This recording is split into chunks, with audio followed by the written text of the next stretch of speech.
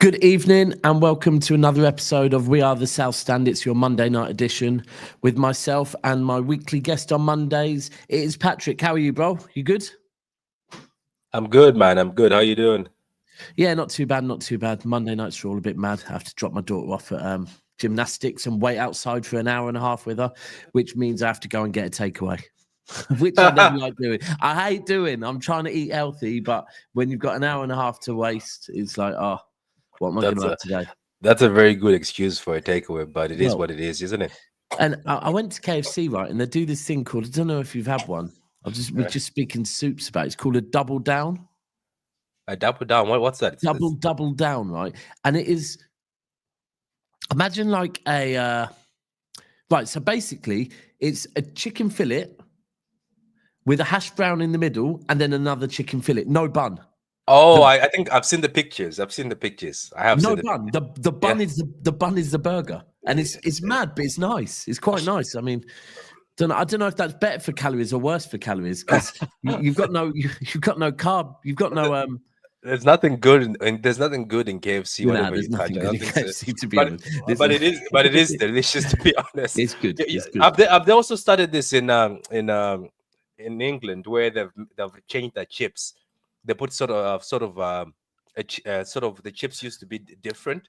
Now I don't like them. Oh, you don't like them now?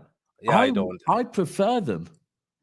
Yeah, they put some sort of seasoning on it. Whereas before, I found the KFC chips a bit bland. I actually prefer them now. But yeah, anyway, listen, we are here. There's 100 of you here already, so please make sure that nice and early you hit that like button. The like button helps to push this out to new content, to new viewers, non-subscribers. So please, it's very important to the channel that the like button is hit nice and early. We also will be having, hopefully, Imran joining us as well shortly. And hopefully Mason as well. He's over in Barcelona. He said he might try and find Pep's missus for a quick interview. I don't know. And finally, Martin might be with us, might not. But there's a lot to talk about. Hold tight LB already, who is saying we will end up 8th tomorrow. Spurs is a must win. Yeah, do you know what, LB? Let me just... I can't ever call Spurs away a must win. I can't, right? Because we often don't win at Spurs away. When I look at the league, there's certain games I look at and I just go, yeah, we ain't getting 3 points there. So with the Spurs game, look, we're going to talk a lot more tomorrow night on tomorrow night's show with Steve, Tony, Martin, and Nobbins. We'll talk a lot more about the Tottenham game. Might have a preview coming up. But yeah, I don't see the Tottenham game as a must win. Listen, I think the most important thing we all have to do right now as City fans is look at things and think, right, where we are right now, top 4 and a cup run, right? Now, when we looked at our run of games back in early January, and we're looking at late January through February into early March, we were going, shit. Now, we are most of the way through this run of very difficult games, and we're 4th. So right now, I'm kind of going, do you know what? It is what it is. Because are we 4th because we are great, or we're 4th because the guys around us have been fumbling? I think the guys around us have been fumbling. Yeah. And let me be clear with this. This is not me saying I'm happy with our performances. I'm happy with some of the performances. What I'm saying is, ultimately, I think by early January, we all knew we weren't winning the league, right? And I think we all knew, right, we must get top 4. Top 4 is essential, right? Now, I hear you. This is not all down to our form, but we've got a lot of the difficult games out of the way, and we're still 4th, right? Whether that be down to us, down to luck, down to other teams, we're still 4th, right? We've only got a few more of these difficult games to go. So, anyway, we move on to that. What I really want to talk about tonight is yesterday's game, the Liverpool game. I've tried to avoid social media because I know that on social media, everyone's going to have it as an actual shit show. I really want to get into depth looking at the negatives and the positives. firstly, let me get your take, Patrick. How did you view the game? Not individuals, just overall.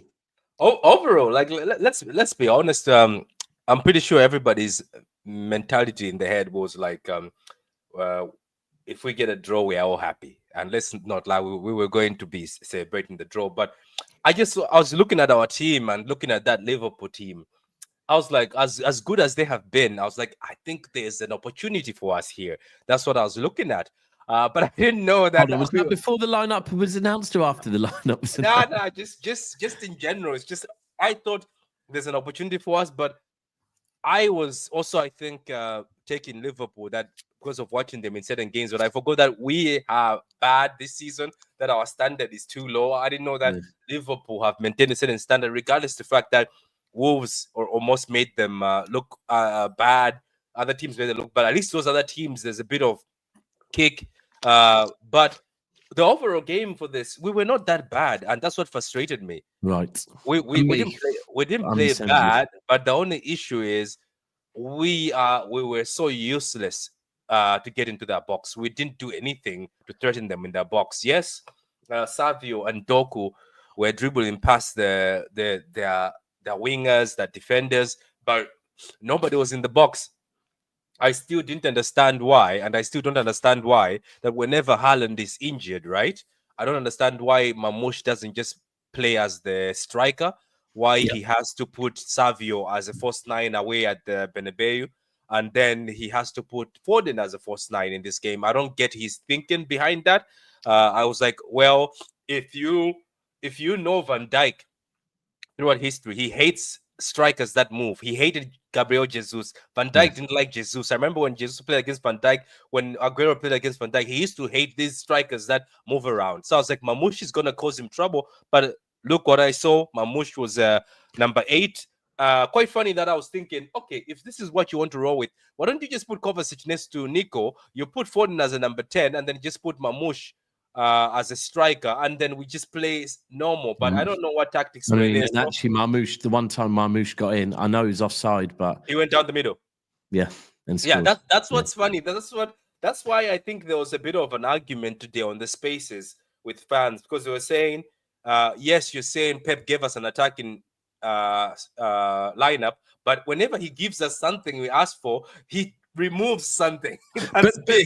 But is it not fair to say that I think with that Pep will never get everything right? Pep will never be able to give everyone everything they want, right? Yeah. As a prime example, you know, people will say, "Oh, we want Wirtz." This is a perfect one I've seen tonight. We want Wirtz. We want Wirtz. All right. Well, I'll tell you what. We're interested in having McAtee in replace.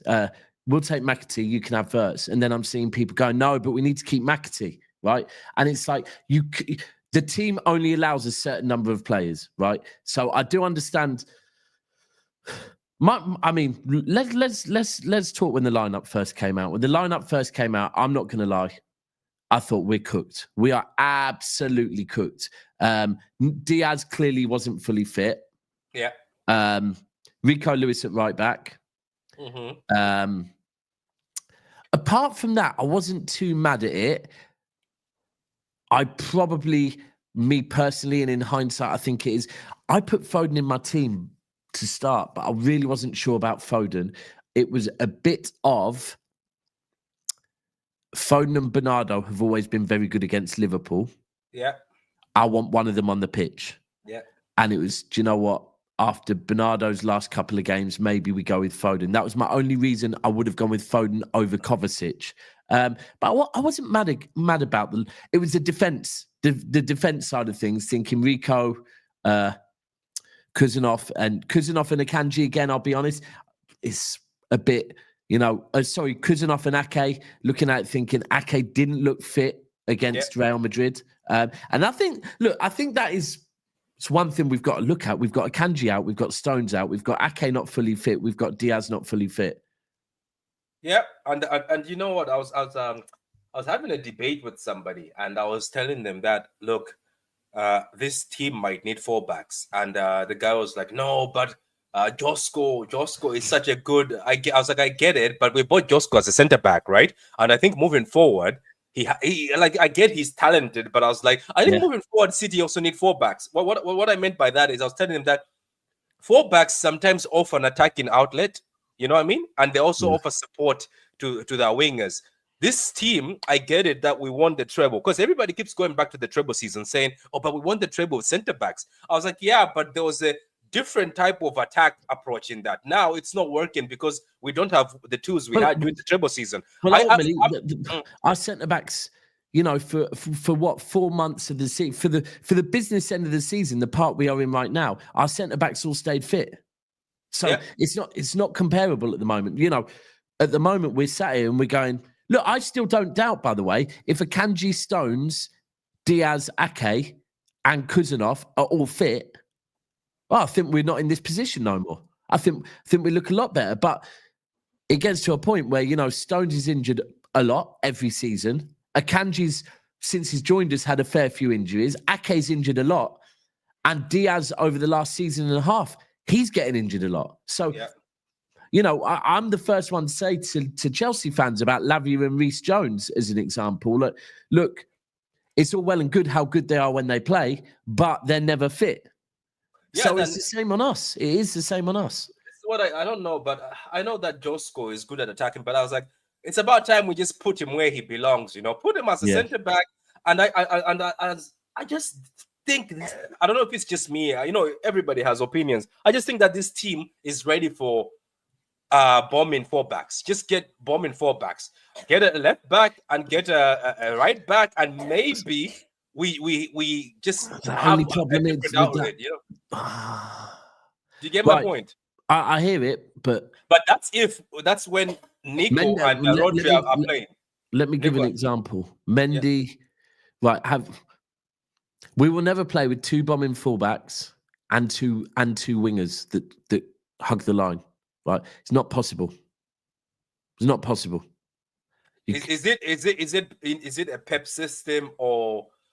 Wait, let's bring back this. Let's bring Barcelona. Let's bring back Barcelona. How was Barcelona? Even if you remove the Pep element of this, if you have bombing forward fullbacks, right? Mm-hmm. They occupy the same space that Doku and Savio like to operate in, especially Doku. Savio can drift inside a bit more, but Doku hugs the left hand, right? Mm-hmm. If you have a bombing fullback, it won't work because they're in the same position. Now, on the right-hand side, because Savio can cut inside. So on the right-hand side, it can work. Frimpong, maybe. And I've always been anti. I don't think Frimpong suits City. But with Savio and the fact that Savio can cut in a bit, you could have someone like Frimpong that overlaps. But then you are looking at Frimpong defensively saying, is he good enough defensively? Yeah, but it's just that they also offer an extra output. Because I've been watching PSG. I know they were doing shit, but the PSG seem to have two 4 backs that are good. And then I'm talking about like Robinson from Fulham. I've always like a left back. I've always seen him, and I get the Doku thing, but Doku could have been great when Cancelo's here because Cancelo used to tuck in and let somebody stay wide. It's just tucking in. It's just you have to fix things. It's just I just don't know. I just want to see Josko as a centre back. I was like, you know what? We bought him as a centre back. It's about time for him to be a centre back. In this way, we stop depending on Ake. We stop depending on other things like John Stones. But okay, let's just talk on this game. It's just the goal. It's a bit annoying that we played great and the goals are so simple. And you know what? Who is our set piece coach? I've been asking this for the whole season. Who is teaching this guy set piece? There was Doku and Savio blocking Van Dijk and Konate. Well, Bo, at one point he had he had someone else. I think he had Rico Lewis. He had Rico Lewis on Van Dijk at one point. In fact, I'm pretty certain for the goal. I'm pretty certain for their goal. Obviously, it didn't come from a header, but Rico Lewis was blocking was on Van Dijk, and I'm thinking this is a mismatch. It was a massive mismatch. Yeah. Do you know what? That is something I've been asking recently, whether we've got a set piece coach or whether it be just a defensive coach. I am beginning to worry if we've got one at all. But no, look, let's talk about the game. I think we started well. I was surprised how well we started. Doku absolutely had Trent on absolute toast. Now, I've seen a few people say that is what Liverpool wanted to do. They wanted to push it all down the sides. He had him on toast. I think Doku actually, and do you know what? A lot of the times I have frustrations with Doku about beating his man, but then still delivering nothing. I actually think Doku did well. If Doku had Haaland in there, I think we would have scored. I think Doku was getting to the byline. He was looking up. He was looking for the pass. Just ultimately, there was no one on. Yeah, it was quite shocking to see that Pep did not ask Marmoush to be occupying the box, because there was nothing. And the funny thing is, you can't blame Foden. This is the reason why I'm saying this season it's difficult to point fingers at players, because sometimes players are playing positions that they're not supposed to be playing. Like Foden was nowhere to be seen on in the box. I remember there was a point in time Savio tried to get in the box. Doku was trying to cut it, but nobody was coming to the near post to do anything. It was just all over the place. But you know what? As bad as we have been this season, I was shocked, and I think nobody has focused on it. Obviously, the pundits have made it a positive instead of a negative. It's quite funny that they laughed at Arteta. The fact that Liverpool packed the bus to a Man City that's not in great shape amused me. But guess what? It's been flipped by the media, saying it's a genius defensive masterclass. Yeah, a genius move by Slot that he can be able to adapt. I was like, they were scared.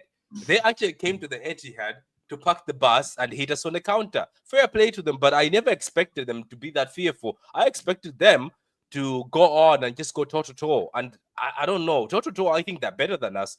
It's quite funny that they actually parked the bus at the point where I've never seen this before. Mo Salah started coming back and defending. Well, that was... I'm just going to bring Imran in. Evening, Imran, you good? Yeah, good, thanks. Yeah. You know what? You are right. Mo Salah, I think Mo Salah just had to. I think Trent was getting moved to so much that Mo Salah had to get back and get involved. But it is interesting what you say. That, you know, if Arsenal came to the Etihad and played like that, you're right. We would all be saying you came to the Etihad and parked the bus. Liverpool came to the Etihad, played like that, and we said a masterstroke. So I do hear the relevance in that. However, I think the whole thing is that the difference is Liverpool came to the Etihad, parked the bus, and went away with a 2-0 win. When Arsenal have come to the Etihad on a number of occasions and parked the bus, and both times they haven't gone with the win. And I think that's a difference that Liverpool more self-belief than Arsenal, maybe. But in fact, no. Do you know what? Liverpool have got Mo Salah. Mo Salah's just a completely different beast. But I want to talk about us a bit more. And I'm going to start off with the negatives, because there's a lot of positives. Imran and I spoke after the game, and Imran said he struggles to see some negatives, some positives.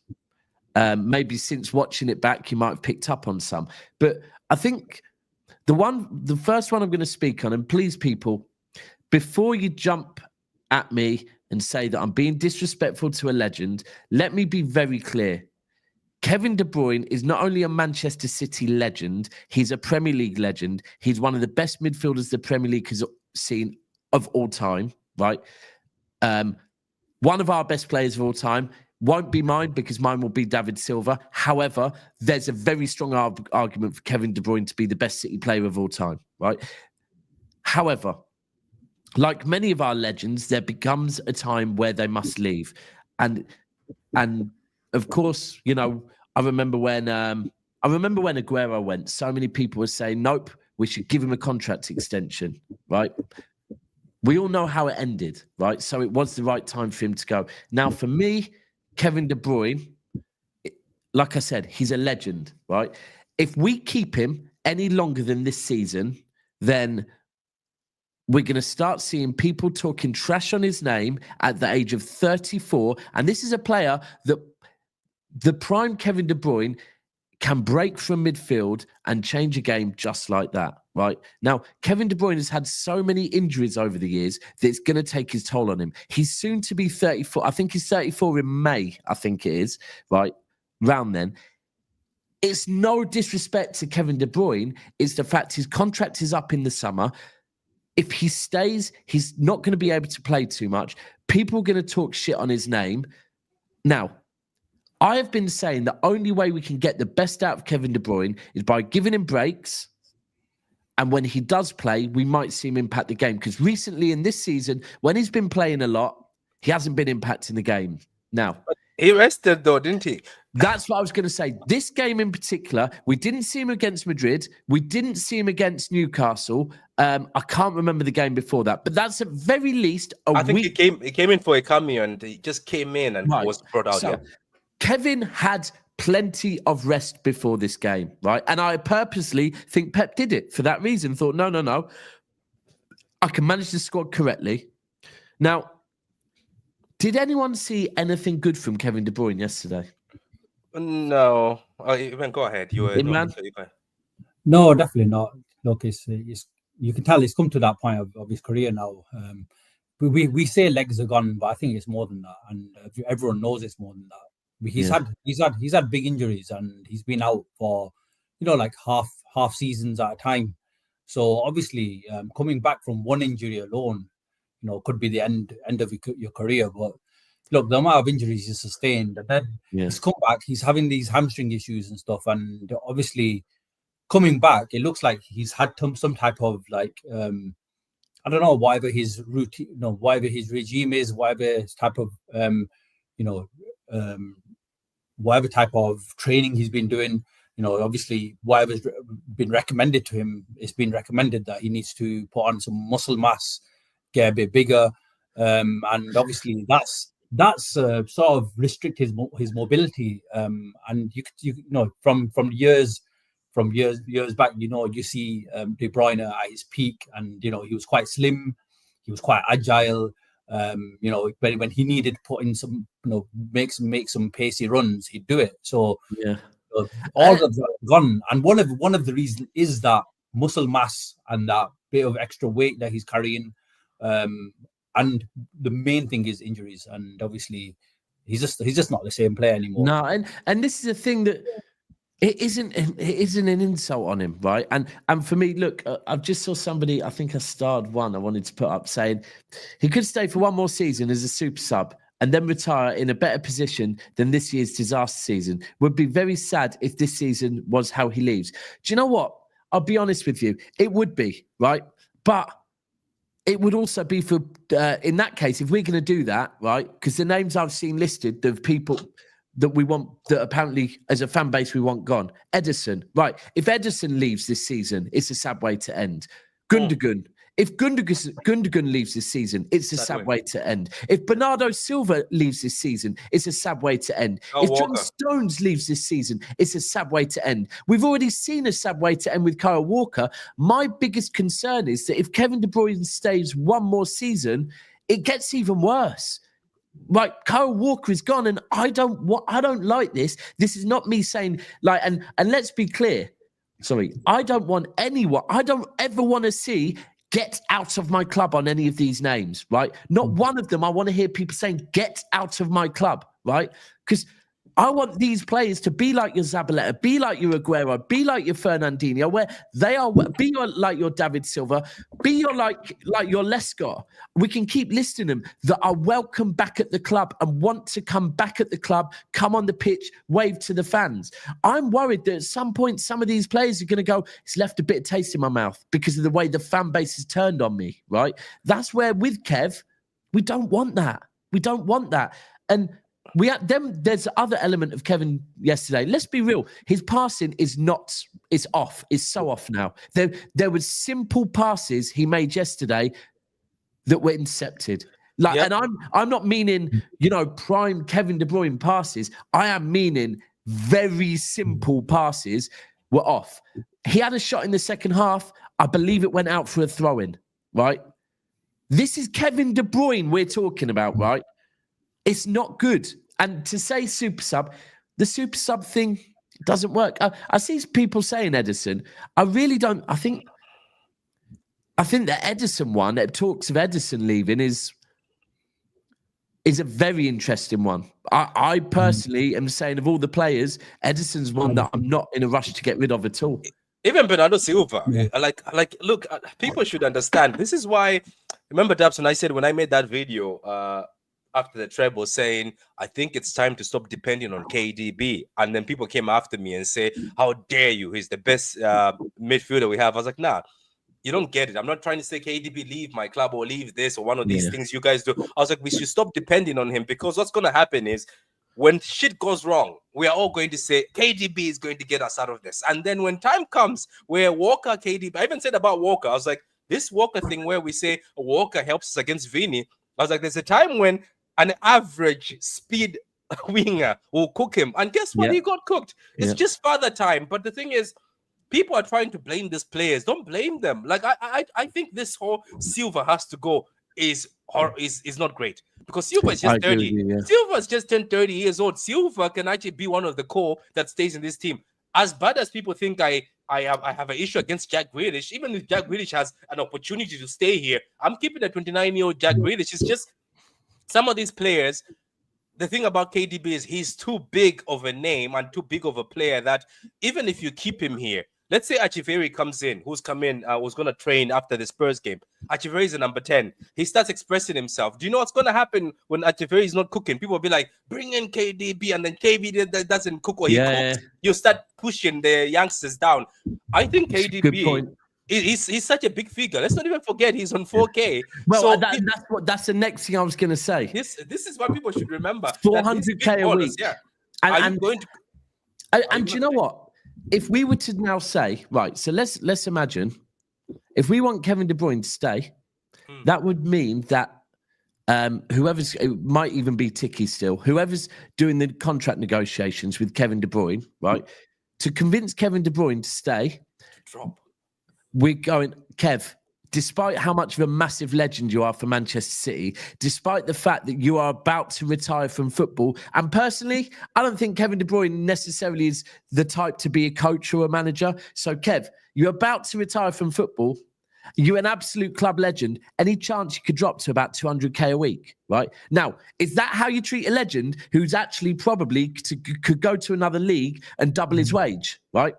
And this is a thing we've always done. When people have said that we are disrespectful to our legends by letting them go. Letting a legend go on a free transfer when they get to the twilight years of their contract to go and earn money, to secure their future is not mistreating a legend, right? At all. It's keeping a legend on your bench, asking him to go out, not playing football, and to earn less money. That's a disrespect on a legend for me. So, do you know what, Daps? Like today, I've heard the rumor that, and this is like rumors that that's close to him, to say that he'd be ready to play a smaller part next season.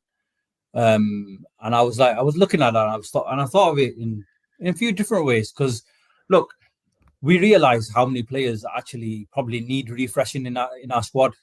Just think, starting from the back, and we're not talking about players that can't perform. We're talking about players that can't play many games as well because of injuries. Yeah. So we start with the likes of Aki, Kanji, right, who are constantly getting injuries now. So there's two players there straight away. We need a right back straight away. So I don't know what the purpose of Rico would be other than a squad player again. Yeah. So there's three players there straight out, and then we're talking about the older players. So midfield is of Kevin De Bruyne. We've got Bernardo and Gundogan. And then there's possibility of Grealish as well. So there's quite a few players, and just to take them out. And then how about Nunes? Does that guy fit the conversation as well? So there's quite a few that we can say we can get rid of. Now, look, if we start doing all of that all at once, it's going to cost a lot of money to get good replacements for each of those positions. So I think there's part of them that's thinking, right, we do need to keep some of these guys. So I think the likes of Bernardo, I think he can still stay around that squad. Someone just mentioned Cover as well. He could either go or stay. It's like 50-50. We just don't know, depending on how many players leave.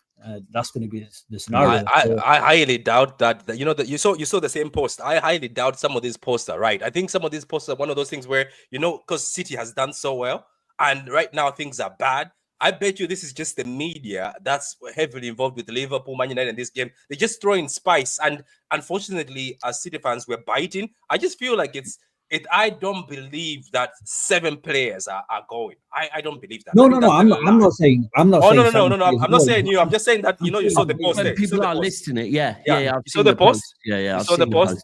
No, I'm not talking about. I'm talking about the post that was put after the Liverpool game. I think that's a lie. No, I'm not coming from another perspective. So obviously, if we need refresh and things like that, these are players that haven't.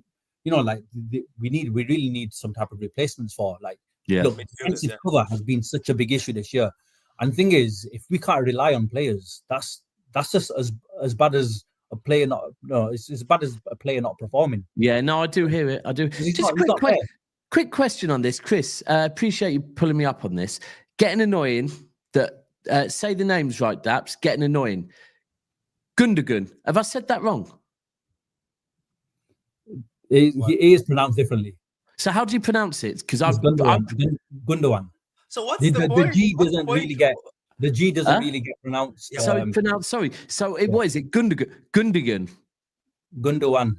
Oh, Gundogan. Oh, okay. Gundogan. Okay. Yeah. Okay. And the second one. And is the second one not Tiki? No. So when you hear Pep say it, he says cheeky. Cheeky. Okay, cheeky. I'll be honest, Chris. I can't pronounce a lot of things right, so apologies. If you're going to keep watching this channel, you're going to have to get used to the fact that I can't pronounce a lot of fucking things, bro. I'll be real, bro. If you don't like the way I pronounce things, that's just me. I call them Mexican things you eat. I call them fajitas, and I know I'm pronouncing it wrong, yeah. But I can't. I call Spanish dance salsa. I know it's salsa, yeah. But listen, if these things really get on your case that much, Chris, it's probably best you go and watch a different channel, bro. Because I don't mean any offense by it. It's just I can't fucking pronounce things right. Well, how do we pronounce Echeverri? Am I saying it right? Bro, I'm gonna fucking butcher that. I'll be honest with you. You definitely getting that wrong. It's actually messy. And no, it's all love. It's all love, Chris. But even I've been proper trying my best with Khusanov. Is that right? No, you know what? See, I've got that one wrong as well. Is it Khusanov or Khusanov? It's not, sir. It's Khusanov. Khusanov. Yeah. What about Victor? Victor Risa here is Victor Hayes. That's Hayes. I heard Hayes. Yeah, that's Hayes. Yeah. Come on, these names, City. Why are you picking difficult names? Where is just this account? and it's not Victor. And it's not Victor. It's Vitor. It's Vitor. Oh, here we go, Victor. Okay. And Khusanov's name, even the first, so it's AbduKodir, isn't it? His first name, AbduKodir. AbduKodir. Yeah. So Josko. Is it Josko Vadio? Is it Josko Vadio or what? Is it Josko Vadio? But right, so I think on this case, let's talk. There's one other negative I just want to speak on yesterday, and that was look, I don't think he was as bad as KDB, but I think Foden's still struggling to get up to pace a bit. I don't think, and I know people say, Foden has scored goals, and Foden's definitely been better and more involved this second half of the season to the first, but still yesterday, if I'm looking at Foden, I'm looking at KDB, I'm thinking these are two players that should be impacting this game, should be creating chances. Very, very limited from those two. Would you agree with the Foden one as well? Everyone in the chat? Foden, I think, I don't know. You know, the thing about Foden is it's one of those things where you're a victim of situation, or circumstances, because I think from the beginning, I'll say it in a space today, from the beginning, this kid was given so much to get from, to take over from. Big shoes. First time I saw that he was supposed to take over David Silva, another big shoe to fill. Then he was supposed to take over KDB.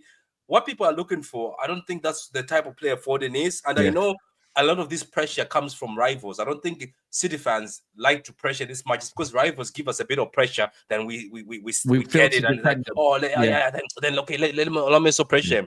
There's nothing Foden has done wrong. I know that people are saying he's 24, then what's his excuse? It's just the fact that things are not great at this moment. And I know that people are like, oh, that's your PFA player, young player of the year twice. He's been young player of the year twice. Now he was player of the year. I think it's just the fact that things are not great. And I heard that obviously he hasn't even had a good beginning of the season personal-wise. I don't want to use that as an excuse, but it's just things are not great right now. And I know people are trying to point at Foden to carry the team. This team cannot be carried. Even Ruben Dias can't carry this team right now. It's a valid point, you know. I think it's difficult to carry this team. Even Haaland has tried and failed a few times, isn't it? Even Haaland was a scapegoat. Wasn't Haaland being chalked as a scapegoat when we started the season, when he was missing 1v1? Haaland always gets it. You know, if Haaland doesn't score, then, you know, everyone's onto him. If he scores, then he's a tapping merchant. It's... You know what, Alex? You know, not trying to be controversial here, but you know, like all these players have got used to playing like a system, and you know, we say system players and all that stuff, and they really have got used to playing the system now. And then when you expect them to do something individually when the team isn't playing well, I think it's stifling probably some of their performances and being able to do that. Now, if you look at Foden, you think is he a right winger? I don't think he is. Is he a left winger? No. And then everyone says, right, he's a central. He's better in the center. But right, what do you expect from a guy that plays in the center? So you need, you need someone who can, possibly score goals, right? Especially in this City team, you need someone who can score goals. You need someone who's going to be able to create chances, right? And you just don't get a lot of that from Phil, especially like the way City play. And the way teams sort of, sit back against us, when we are attacking, we need a player that can just break the lines. And if you look at the way Phil has been playing like this season, he'll move forward and then he'll come across, a couple of players that are in front of him. And then his first instinct is, right, let me look to the right, let me look to the left. Or if he's really under pressure, he'll get it back, right? But that forward pass, I just don't see much of it. No, I agree with you 100% on the forward pass. You need a player that even if they're being pressed, that they somehow can find that pass, and you can find that that key pass that breaks the lines, and we just don't see it from him. And I agree with that. I haven't been a massive fan of Foden over the years, but I wanted him to prove something to me, like prove he can have a good season. Last season, he proved it. He proved me he can do it. Now I said, right, kick on. We want to see more. But obviously, the team not playing well is sort of like, shown that he has got used to playing in the system. And he's do you know what? Look, I literally share everything you say. First and foremost, I think when people are saying that City's fan base, look, this is not just a City's fan base thing. Foden has been in the name coming out of everyone's mouth, not just in Manchester City's fan base, in the whole of the UK. You've got to remember, he captained the England schoolboys team to win, was it the Euros or the World Cup, was player of the tournament, right? Yeah. He is an exceptional talent, right? But I totally agree with you that he's an exceptional talent that has come up knowing one system and one system only. And I saw it for England in the summer, that it was like when people were operating in the spaces that he's used to operating in, he didn't know what to do. And he was trying to drop deep and pick up the ball, but ultimately that's something that Pep hasn't really taught him. So, and I do think now, and then what you said last season, I've been the same, that I've always held back on being, too, oh my God, Foden's amazing, because I wanted him to prove me wrong. Look, I've seen them lot across the road get so fucking excited about young players so many times that I refuse to let myself get like that, because I think, no, that's what them lot do. They see one game of a player and get carried away. So I've always held back. Last season, though, he did step up because De Bruyne was out for a lot of the season. Foden stepped up, and there were certain games last season where I thought, we are not scoring this game. Foden was grabbing hold of the ball, and he was scoring 1, 2, 3 goals in a game, right? That is undeniable, what he did last season. But unfortunately, because of that, we now judge him based on that. And this season, when the going gets tough, he doesn't seem to be there. Right. Yeah, but can I say one thing also? I think this Foden thing, people have to go back And I hope majority of the people in the comments, you go back to Foden at the academy, go back to Foden at the World Cup where he won it, the under 18s, under 17s. What you're gonna see from Foden is, this is the reason why I gave that example of Foden taking over David Silva or taking over De Bruyne. I think there's a bit of a mistake when people hear that. Nobody said Foden is going to do what David Silva does, where he passes within small spaces, he's under pressure or this and that. Foden is the number 10 that dribbles. He dribbles and shoots. Even Pep said, "Well, when Foden, that's what." Well, if you go back to see, Bo, I'll be honest. I remember watching Foden early days. Foden played very similar to David Silva. The only difference was he wasn't. Look, David Silva has got some passing in him that Phil Foden will never have in him. Right? This is what I'm saying. People were expecting that those small channel passes, they're not going to happen. But he did float around the pitch offering outlets constantly. As a young player, Foden was always offering outlets, right? And I do think 1-2s, isn't it? 1-2s. He's 1-2s. Give me the ball. Yeah. If you're in a tight space and you've got players around him, Foden would appear. Give me the ball just to make a bit of space, then I'll give it back to you. But that doesn't happen in the senior team because there's nobody who does that. But maybe that doesn't happen because, whether something's changed and it's no, Foden, you're a 10 and your job is to get the ball, turn in those half turns and score goals. So maybe Foden has changed his profile. I don't know. And there is look, it is relevant. If there are things going on off the pitch, that is very relevant, 100%. I personally think the Euros really hit him. Sometimes when you're at your highest, which Foden was going into the summer, and you have a bad experience, it can really, really knock your confidence. There could be other things. Look, I was very vocal on it earlier on in the season that it did seem to be one hell of a coincidence that he had a newborn and he didn't seem to be about much, right? So I don't know if there is something going on there. And if there is, that could be it. But let's move on from that. I've just got one super chat. I know it's from Tone, but people, please do what Tone says. Please get those likes up. Appreciate the super chat, Tone. We are on, there's 250 in here. The likes are on 200. 50 of you haven't liked the video, if you could get the likes up. But I want to move on to some positives because there were some positives I saw yesterday. For me, the first one I'm going to talk on, I think it's the obvious one. We spoke about the pronunciation of his name. I'm probably still going to get it wrong. But the young Uzbekistani at the back, right? Unbelievable. Now, the media are so ready to get on his back. You can tell the media are... as far as the media are concerned, they saw the first 10 minutes of that Chelsea game and they've judged him, right? Now, I cannot believe how good his reading of the game, his awareness to trouble, and ultimately, we thought Kyle Walker was good, right, at snuffing out trouble.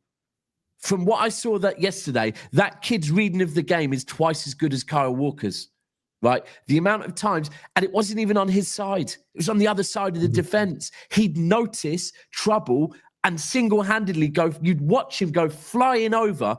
And like Chris said, he's a beast. Unbelievable. And I know there's one that's probably doing the rounds on Twitter right now, the one on Mo. There was 2 or 3 occasions like that where the guy saw trouble and single-handedly snuffed it out. You know what, Daps? The real raw performance. Like you see from players that are upcoming, people that have not been programmed for this system yet. And I just hope that he gets to play the way he does, man, and and does some of this madness. But you're right. He's got that eye for trouble. He knows how to find these moments. He still is very, very rash in diving and stuff, and I still think a world-class striker would see that, and they see these slides that he does. A bit like what Mbappe did with Right, you can see a world-class striker doing the same thing.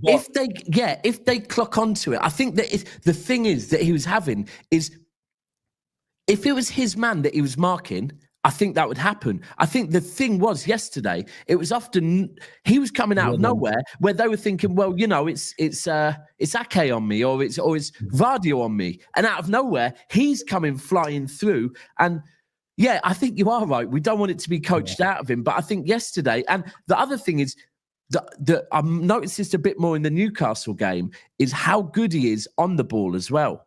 He's getting a lot better. A lot better. Yeah, he's getting more comfortable passing the ball around. Yeah. He's there spraying the longer passes now. Do you know what? Yesterday, at a point, he just broke out of that back line. I don't know if you noticed that. We were 2 down, and he just broke out of the back line thinking, right, I'm going to try to do something. And obviously, these are things that a lot of the managers would think, no, mate, you just stay in your box. But at 2-0, what are you going to lose? Try something. Try something different. This is the type of daring players that we need. And doesn't he remind you of Diaz first season? Diaz first season. Remember? Exactly. And do you know what? But with more pace. But with a lot more pace. But do you know what? Where we seeing this hunger? We've seen hunger from Khusanov. We seen the hunger from Marmoush. Right. These are the guys that are showing hunger. These guys haven't won anything. Yeah. They've not won anything with City. No. Sorry, is this true as well? Is there a video of every Liverpool player lined up to shake his hand? Wouldn't surprise me. And that's the thing for me. I really got to be in my bonnet a bit about how the media were just like, they were still trying to say, I think at one point during the game, one of the commentators said, you know, he looks all right, but I'm still not too sure about him. He looks a bit shaky. I thought, you're literally just saying that. He was for me, the best player on the team. Well, along with Doku, I think he was probably one of our best players yesterday. So I'm excited. That was his best performance, I think. You know, like I understand the shakiness, and I have seen it in every game, bar that yesterday's game. I've seen it against Real Madrid. You know, like where he's just dove it. Remember the Newcastle game? He was on the right wing and he just flew into a challenge. And he completely missed it, and they were under attack. Yeah. Against Real Madrid, you know, he did that header that he sort of did against Chelsea, where he missed it, and then he had to recover from that. So I've seen that previously, but obviously, look, this guy's young, he's raw, that's the key. And you know what? More games in the Premier League, it'll bring him composure. Yeah. We have to remember he's 20 years old. He's 20 years old. He doesn't actually currently, I believe he is taking English lessons. He doesn't currently understand Pep, which might be a good thing right now because it means Pep can't coach. Does anyone understand Pep for the moment? I think you're right. I think this kid. That's what I'm saying. He reminds me of Diaz. When Diaz came here, it was just pure defending. It was pure defending, and I think sometimes Pep used to say, am I going to be able to coach this guy to become one of my defenders? Because I remember he just stood out. Remember, Diaz would, when Walker makes a mistake, Diaz would be there. When Stones makes a mistake, he bails him out, gives him a high five. Yeah. And now Diaz, he still has, but it's not as. So I hope Pep just says, you know what? I'm done coaching defense out of these people. Let me just let them. Because I was so happy when I saw Diaz and Khusanov, but Diaz is not fit. And I would like to have a no-nonsense defense. I would love a no-nonsense defense. Leave the tackiness to Josko. Let Josko do the tackiness. But that's where I honestly do. I'm convinced, right? And I've been saying this from the minute we signed him, and I went and looked into him. I honestly believe that in an ideal world, we would be playing with 4 at the back: Vardio, Diaz, whether it be Stones or Akanji or Ake, or Vitor Hayes moving forward, and then Khusanov on the right. Because when Vardio goes forward, it would be 3 at the back, and then one of the 3 at the back, at least one of the 3 at the back, would kind of be inverted into the middle a bit, right? Whether it be Stones or Akanji. But I think that covers Khusanov to, if anyone's got any pacey wingers down the right-hand side, down the left-hand side, he can deal with them. If need be, he can come inside and give cover. So I think that might be something in the future, but we'll see. Right. But then I want to move on, and something that I was really happy to see yesterday, and I'm not going to single any players out. If you two want to, or anyone in the comments want to single anyone out, but one of my biggest issues this season has been our recycling, our winning the ball high up the pitch, right? Yeah. Yesterday we were doing it again. We were winning the ball back. We were winning second balls, and I don't know whether that might be Nico.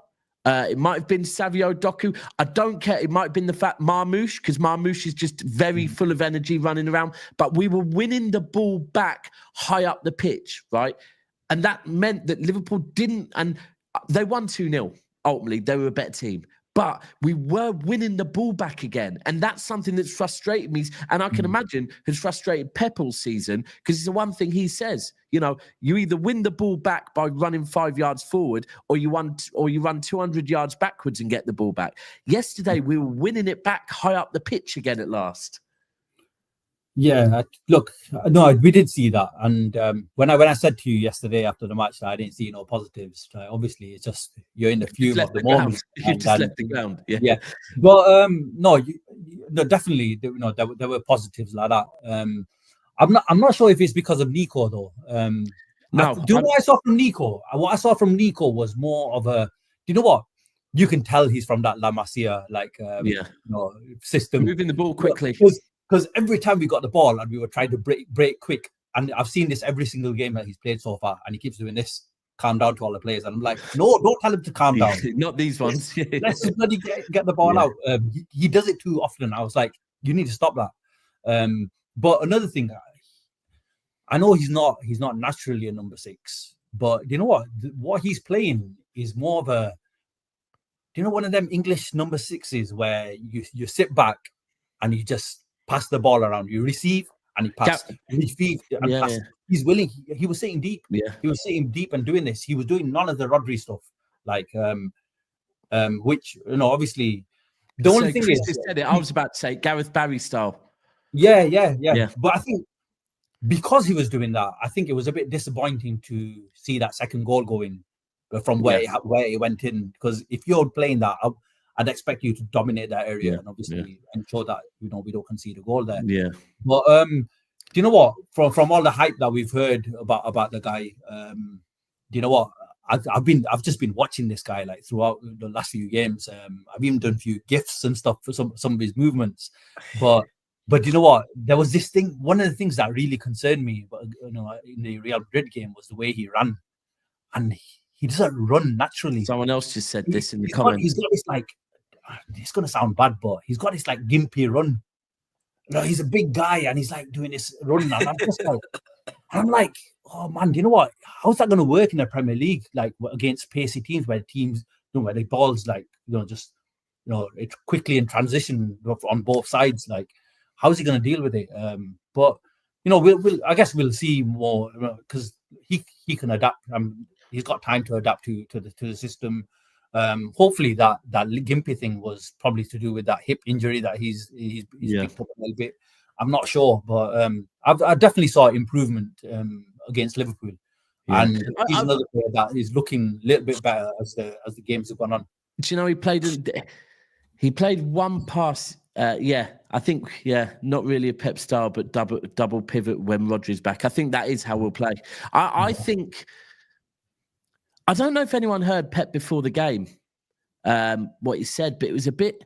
He almost said, and I think I was watching someone else earlier on, and they were talking about it, that maybe it seems like Pep has accepted that football's evolving, and that it's not so much about control, and that maybe you look at the lineup yesterday. There was a lot of pace, right, and that maybe with pace. You do need maybe your Rodri and Nico to calm things down in the middle and have a lot of runners off of them, right? And it is a different way of playing because the beauty we've had before is we've had De Bruyne to pick out all these runners. We're not going to have De Bruyne anymore, so it is going to be a little bit different. The one thing I have seen, and look, it was you that showed me, man. Was it the Newcastle game? The Nico pass that completely it was the first game, Leighton, wasn't it? Leighton, before he got the one he dinked it over. Yeah. He did that against yesterday. Liverpool. An absolutely beautiful one yesterday to Savio that Savio laid back, and it was intercepted perfectly by Liverpool. Otherwise, I think Marmoush probably would have scored there. But again, those little passes there are positives because there's something that without De Bruyne, we're going to need someone that can pick out those. And to be fair, Rodri's got those type of passes in his locker as well. So, I just wanted to say something on Nico. Like, he reminds me of Rodri. Remember when Rodri came, he was also a big, lanky guy. And Pep said, we're going to have to teach him to read the game better. And we're going to have to teach him when he can go forward and where he can move. What you noticed is, same as Rico said, similar height, similar build. When Rodri came, he used to struggle with counter position. And we used to say, why are you not doing what Fernandinho does? The fouls. Why are you not doing? He's not as fast as Fernandinho. I remember everyone was complaining. And then Rodri somehow just snapped into a guy who is able to read the game. He doesn't even somebody said it, one of the DMs from the other teams is like, when you're playing Rodri, it's as if you're playing two guys. He's all over the pitch. He's like, he just reads the game. He doesn't have to be fast. So maybe Nico will be the same very soon. I'm just thinking that Liverpool game, I see what Pep was trying to do, but I think that Liverpool game is perfect if you've got Nico next to a similar Gundogan, younger Gundogan type player. Because don't forget, that's the advantage of Gundogan we had back in the days. Because Gundogan, when you say younger Gundogan, I personally think that last season Rodri was being molded into a younger Gundogan slightly. Because Pep was asking Rodri to. Rodri was going a lot further forward last season. Rodri was hitting the box a lot last season. A lot. So I think that's where I think it was Chris or somebody mentioned in the chat about maybe next season it being a Rodri Nico pivot. Because by the way, I've seen Nico's happy to strike a ball as well. By the way, right? So I think that because in truth, I mean Rodri's a great 6, but Rodri's also been playing an 8 role. So I think with both of them, it does make the right pivot. Now, in fact, I'm going to start this comment and come back to it because I do want to speak on Doku because look, Patrick, I know Doku, you're a big Doku fan. I think a lot of us have probably been frustrated by Doku at times, by the fact that he can beat his player. But I've got to say, Doku yesterday, it's a breath of fresh air, to be honest with you. And what was good yesterday was that I do think he was being effective. A lot of the times I think, Doku, it's all great, but you're not being effective. I think yesterday Doku was effective. And I think if Liverpool didn't have, 6-7 men behind the ball, it would have been even more effective. And we had someone like Haaland in there because I've never seen someone that can beat their man so easily. That kid's just unbelievable. He really is. I know Trent gets cooked, but yesterday's cooking, I think it's put him in the record books, hasn't he? Well, it has put Trent in the record books. I think he's Since Opta's been recording, no one's been beaten that many times in a game. That was bad. It's crazy. But before you wax lyrical about your player, man, Doku, you know what? Just one thing about Doku, and I just think this guy is like a click away from being that great player. Remember Vinny Jr. when he first arrived? Remember when he first arrived at Real Madrid? And he started off with that, that first display of his unveiling where he did those kickoffs, and it was the most embarrassing unveiling. Was that him? History. That was him. That was him. Yeah, that was him. That Vinicius? That was Vinicius. So, fucking hell! I remember that. It starts with that. He was terrible. He couldn't score goals, right? To start off with. Remember, there was a game where Benzema said, "Don't pass him the ball because this guy plays against us." Hell yeah, right? Yeah. And was that him as well? Yeah.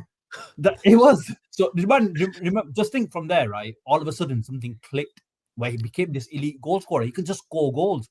Now, Doku. And do you remember he played at that game? He played against us. And did anybody give a shit about? Sorry for the language. Did anyone care about Vinny? No, we didn't. We didn't even know what. No. That's the thing. Yeah. Now, Doku, right? He's a better dribbler of the ball than Vinny is. I think everyone will confidently say he is a better dribbler of the ball. Right, I think he can win. He can beat players a lot more easier. It's just final product, and if something can just click, if I was Pep, man, I'd get this guy some serious I'd get him some type of therapy first, right? And also I'll get some type of special coaching for this guy just on final product and goal scoring. Seriously, put some serious man hours on this guy's development. I think because if that clicks, this guy is going to be elite. And that's what they need to look at. But finally, I just want to talk on where we are, and I honestly look. I know that everything will be touch wood. There's not too many people in here blaming Pep for yesterday. I did hear someone say earlier that they think that Pep maybe is trying different things at the moment, and I think to a certain extent they're probably right that we have got these new players in. This season it's not done. I expect and I hope to God we get a trip to Wembley for the semi. In fact, 2 trips to Wembley, one for the semi and one for the final. I'm confident we can get top 4. Like I said at the start, we've managed to get through quite a difficult run and we're still 4th. We've got a very difficult game on Wednesday. But moving forward, I take some positives out of that because we are going to get Rodri back soon, right? Rodri is on his way back. And by the way, when I say way back, I'm meaning next season. I do believe that Vitor Hayes will start to feature. I do believe that next season we won't be as injury hit defensively because there's been times this season where we've had four of our 5 centre backs out. Right, it's been bad. It's been really fucking bad. I don't think we're far off. That's what I'm going to say now. I don't think we're far off. I think if we had Haaland yesterday, and I think if we were to not have Kevin De Bruyne in the team and we had maybe someone a little bit more creative, I think we're there. I really don't think we're that far off. Now, we've got Echeverri coming in.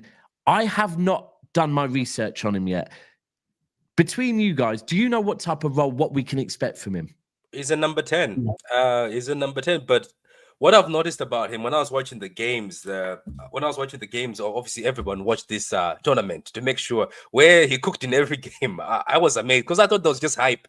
I was like, maybe they're just too much hype. And he scored and assisted in every game, isn't it? Scored and assisted in every game.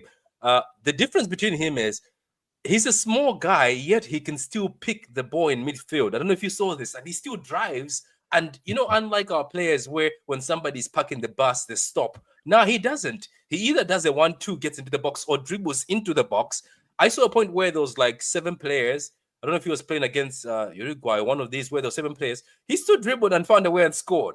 And I was like, oh my God, that's what I'm missing. But the thing is, he also has got a final pass. Has he? That's the key I wanted to know about. He's the creative one in the team. So what I'm happy about is, number one is I was like, okay, there's somebody who's going to be different. Yes, he's similar to Foden with the dribbling, but the dribbling, this guy is more Southern America dribbling where it's more like the Messi dribble. And this Messi thing, people are saying it's too much. It's not. I was watching the kid. He can actually drive through people like Messi, and they can't touch him. And the only way you have to bring him down is the only way you have to get the ball for him is bring him down. I saw most of the games, people just had to bring him down or try to foul him. It's not hard to foul him. I just think he's meant for parking the bus. I don't know how you feel. I just think he's very good for parking the bus because he's very brave. He doesn't care if you're parking the bus, he'll find a way. And I think we need him. Yeah. Okay. So again, and someone, I want to put this comment out because I think it's true. We have to remember that whether this season happened or not, we had Cheeky leaving. I think I pronounced it right this time. We had Cheeky leaving, right? And we had the new guy, Vienna coming in. So things were going to change anyway, right? Now, I do think it's interesting that I think Pep's trying a lot of different things. I do think we go for, I saw last week someone listed that City might be buying 5 new players. Now, I don't believe that will happen. I don't think we'll go out and buy 5 new players. I also don't think 7 players are leaving. I don't think that's part of how we do either.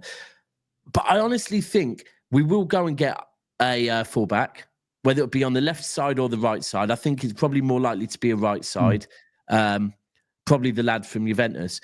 But I am now convinced, and everything I'm reading, it does seem to be that we're very keen on Wirtz.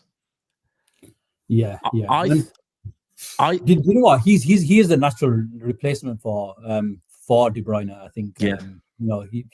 He is ideal, but there's a lot of interest around him. Bayern Munich being one of them, Real Madrid being the other. Real Madrid obviously are they're going to get. It looks like they're going to get Alonso at the end of the season, and if he goes, if you look at this Real Madrid team right now, is Bellingham a number 10? He's not. He's playing in the 8 He's role had now. He's had a good season. He's more about playing in the 8. He's more about playing in an 8 role now. Exactly. That is one role that they need to really fill in. Yeah, they do. Yeah. Works. And from what I'm hearing is Real Madrid is his, or Bayern Munich are his choices ahead of City. But our guys can do their magic, and that's the main thing. Like you were saying earlier, Daps, that we're very close. You know, we just need a few more cogs. I think just needs finalizing. I do think like that at times, but then at times I'm thinking that, you know what? I think we still if we don't get the next lot of transfers right, we could be heading towards Chelsea's position. So, and I'll tell you why. If you look at previous seasons, we've had stature of players. We've had that core. We've had, previously David Silva. We've had Yaya. We've had Aguero. We've had Company. We've had these type of players. And then after that, we had Bernardo Silva. We've had, Sane came in. We had, De Bruyne. We've had these players that have come into the team, and again, they maintain that high level of player. Now, what I'm saying is, at the moment, we've got these players out wide that are great. Like Doku is great, Savio is great. But if these guys aren't finishing chances, right, we've got an issue there, right? Yeah. Now, what we do this summer with that number 10 position, if we don't fill that in properly, and we get someone in and he's not really up to scratch as well, all of a sudden we've got these players. They're not at that level. They're that lower. No, I think that's then we start looking like Chelsea. Then we start looking at Chelsea, like Chelsea, like from what Chelsea were. Remember, they had. Remember the players they had in the past. And but this is where the thing. I'm gonna because I see the way you're going, Imran, and it's mad because I'm usually I think more negative than you, right? Oh no. So this ain't negative. So I'm saying, look, there's times where I feel like we could be going that way, but at the same time, I see that we're not far away if we get our. If we get our signings right, this is where I think we are with the owners we have, right? Is that at times our board will walk away from players, right? At times our boards will, then they'll say nah. At times our board go hell to leather to get players, right? Now, a bit like Real Madrid, and it might be similar to the Real Madrid model with Galacticos, right? That when we really wanted Kevin De Bruyne, we went and got Kevin De Bruyne, right? And I remember Kevin De Bruyne speaking about it and saying, the way Manchester City approached me was different to any other club. It was special. They wanted me by any means necessary. Now, we got Haaland a few seasons later, and again a few seasons ago with the same approach. Now, no one can say that Haaland was an easy signing to make, right? Every club in the Premier League wanted him. Real Madrid wanted him. Bayern Munich wanted him, but ultimately we can't compete with Manchester City. I think this is going to be one of those ones that I think the club knows, David Silva's gone. They know Kevin De Bruyne's gone. And I think Pep will be saying, look, we need another player of that level, right?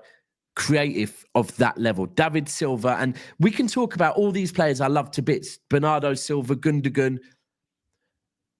But when we're talking GOATs of this club, we're talking David Silva, we're talking Kevin De Bruyne, right? If you're older, you're probably going to put in Colin Bell in that as well. But I think we are going to go all out for Wirtz. I've got this feeling that we are going to make Wirtz happen because I think Pep is going to tell them we must. This is not because if not, are we saying, well, Echeverri is the answer? Because I'm struggling to think of anyone else out there. Yeah, but you're right. But the thing is, don't forget that it's one of those. I know someone said earlier on about the Tottenham games being a must-win. For me, for us to get back to where we belong at the top of this league and competing in Europe, we need someone of Wirtz's level because, like we said yesterday against Liverpool, we weren't bad, but we just missed creativity in the middle of the park. I think David Ornstein was speaking about the charges and stuff, saying City are very confident. But he said then he also mentioned that there's one signing that seemed to be at the top of that list is Wirtz. I think that's the thing that I get it. City always surprises. All of us were talking about Zubamende, Edison, and then they went to get Nico. But Zubamende, regardless, people are talking bad about him. I think Zubamende is sort of going towards a finished article, because he's been around. And Zubamende coming to this team, no one is going to complain. But I know right now we are slagging Zubamende because obviously of what's happened. We just, it's not the position we need now. Yeah, but do you get my point? I'm trying to say that at this point in time, you're right. That yes, when a name comes up, You know how Superman and Edson were coming, where it's like if you got those, we're closer to an article. But this time, with the position of the fact that KDB is leaving, the fact that we don't have creativity, I think I don't want those things anymore. Where we're saying, you want to finish the article. We went to Spain and we found a diamond in the rough. No. This one, the guy is Wirtz, because my God, I was watching this guy. I was like, this guy is impossible to mark. Yeah, this guy is just creativity, and he's just obsessed. I think he's got 60-something goals and 60-something assists. Somebody was showing him versus Musiala. And I think they should go full on, because at the end of the day, it's not what we need neither, by the way. Wirtz is what we need. Because Musiala is similar to Foden. He's sort of our dribble, give me the ball, I want to score for you. Well, but first, by the sounds of it, we've got that. By the sounds of it, we've got that in Echeverri, right? Yeah. Well, I'd love it if we've got both of them. Like, we can rotate the two, we can play the two. But nowhere Bayern is giving Musiala that we have to. Oh my God, we would be. That would be. No, I was saying more Wirtz and Echeverri. Like, if we. We've got another thing. We've got Echeverri. Them 10, right? We saw it, because that's the one I've always thought. We just need a couple of players in that position to really unlock teams, and that's it. Speaking on this way, let me ask you, because I think you've also been watching him. Speaking on this Echeverri kid, do you think you throw him in the FA Cup game? I think you do, just for a bit of boost. I would, just for a bit of boost. You just bring him in. Didn't he get injured? No, he did, and he played. He did play. He did still play. play. He played anyway, right? Okay. Yeah. Would you throw him in, or you like? Oh, I want to see him come off the bench. Do you know what? I think we'll see him this season. 100% we'll see. Well, hold on. Can he play in the Premier League? I presume. Apparently, it's after Spurs. He's going to train after Spurs. No, but as far as registration and everything like that. He's going to have his work permit and all that stuff. Work permits, all those stuff. I'm pretty sure if he's coming, they've already gone through that, because if he's landing here, I'm pretty sure they've already sorted most of that stuff out. I don't know, man. I know that people are saying you're getting too excited. I am too excited with this one. This particular one, I was thinking it's overhyped, but he gives me the same as Alvarez. And I told people that Alvarez is a star, and this kid is a star. And trust me, he's been rated higher than Alvarez. In Argentina, I think Barcelona wanted him, and the only reason why Barcelona couldn't pull it off is because they were looking for him the time when Barcelona were not doing well. So look at this. This is the future over here. This can be the future. This is a thing, honestly, and I'm thinking I'm going to be labelled a happy clapper for this, but honestly, I think we go and get. Someone said it earlier on. We get a centre back, a full back, attacking midfielder in the summer. I think we're back to our best. I honestly do. What about a full back, right back? Yeah, that's what I mean. A centre back, a full back, and I'm not hearing the keeper thing just yet, because. We have in Edison, we have the best passing goalkeeper that I think there's probably ever been, right? Yeah. We take that out of this team.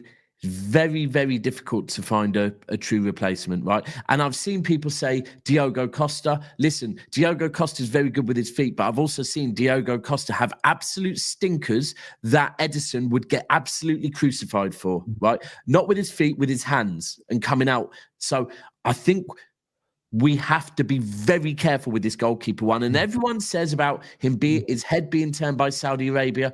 I don't think his head was that much turned. I think it's just the way the season ended last season, right? And Edison's a bit of an emotional heart, wears his heart on his sleeves type goalkeeper. But that is not a priority for me at all, a goalkeeper. I understand some people might think so, but I think it's very easy to criticize our keeper this season.